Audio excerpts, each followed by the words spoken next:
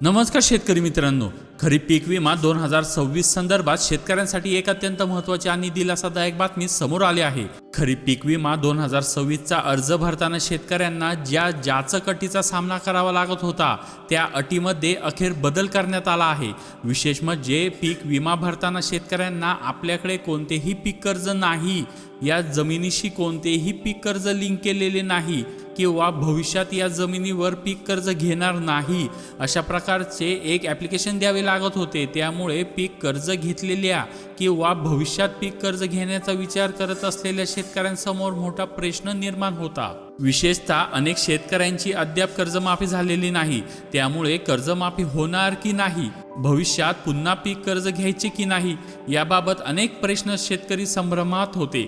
अशा परिस्थितीत पीक विमा कसा भरायचा आणि भविष्यात कर्जमाफी झाल्यानंतर जर पीक कर्ज घेतले तर आधी भरलेली पीक विम्याची पॉलिसी बाद होणार का, असा प्रश्न शेतकऱ्यांमध्ये निर्माण झाला होता।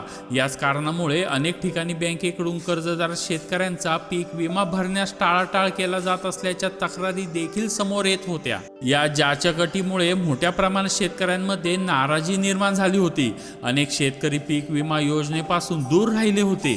लोकप्रतिनिधी, शेतकरी संघटना आणि विविध स्तरावरून ही अट हटवण्याची मागणी सातत्याने करण्यात येत होती। याच पार्श्वभूमीवर कृषी आयुक्तालयाच्या माध्यमातून केंद्र शासनाकडे या अटी संदर्भात पाठपुरावा करण्यात आला होता। आता याच पार्श्वभूमीवर कृषी आयुक्तालयाच्या माध्यमातून प्रत्येक जिल्हा स्तरावर शेतकऱ्यांना ही अट हटविण्यात आल्याची माहिती देण्यासाठी जनजागृती सुरू करण्यात आली आहे। या संदर्भातील प्रेस नोट आणि माहिती जिल्हानिहाय प्रसिद्ध करण्यास सुरुवात झाली आहे। मात्र यंदाच्या खरीप पीक विमा योजनेतील शेतकऱ्यांचा सहभाग पाहिला तर अनेक जिल्ह्यांमध्ये शेतकऱ्यांनी या योजनेकडे पाठ फिरवल्याचे चित्र दिसून येत आहे। नांदेड, हिंगोली, परभणी यासारखे काही मोजके जिल्हे वगळता इतर अनेक जिल्ह्यांमध्ये शेतकऱ्यांचा सहभाग अपेक्षेपेक्षा झालेला नाही। यामागे अनेक कारणे असली तरी पीक कर्ज संदर्भातील ही जाचक अट हे देखील एक महत्त्वाचे कारण असल्याचे मानले जात आहे। या दरम्यान खरीप पीक विमा योजनेचा अर्ज भरतानाची अंतिम मुदत आता जवळ येत आहे। अर्ज भरण्यासाठी शेतकऱ्यांकडे अवघे काही दिवस शिल्लक राहिले आहेत। यंदा अल निनोच्या प्रभावामुळे शेतकऱ्यांचे मोठ्या प्रमाणात नुकसान होण्याची शक्यता व्यक्त केली जात आहे। अशा परिस्थितीत शेतकऱ्यांना दिलासा मिळावा आणि जास्तीत जास्त शेतकऱ्यांचा पीक विमा योजनेत सहभाग वाढावा यासाठी ही अट शिथिल करण्यात आल्याचे कृषी विभागाच्या माध्यमातून सांगण्यात आले आहे।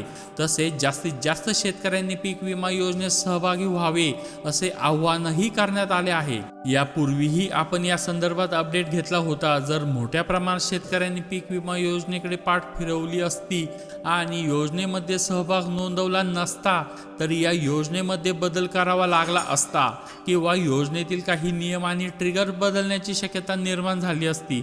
मात्र मोठ्या प्रमाणात शेतकऱ्यांनी पीक विमा योजनेत सहभाग नोंदवला आहे।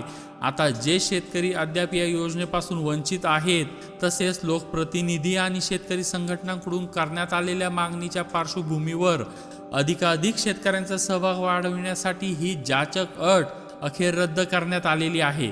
त्यामुळे जर आपण अद्याप खरीप पीक विमा भरलेला नसेल आणि या जाचक अटीमुळे पीक विमा भरण्यापासून वंचित राहिला असाल तर आता आपल्या पीक विमा भरता येणार आहे। त्यामुळे अंतिम मुदत संपण्यापूर्वी पात्र शेतकऱ्यांनी या संधीचा लाभ घेऊन आपला खरीप पीक विमा भरावा असे आवाहन करण्यात आले आहे। अशा प्रकारे नवीन अपडेट जाणून घेण्यासाठी आताच या चॅनलला सबस्क्राईब करा आणि बेल आयकॉन क्लिक करा। धन्यवाद।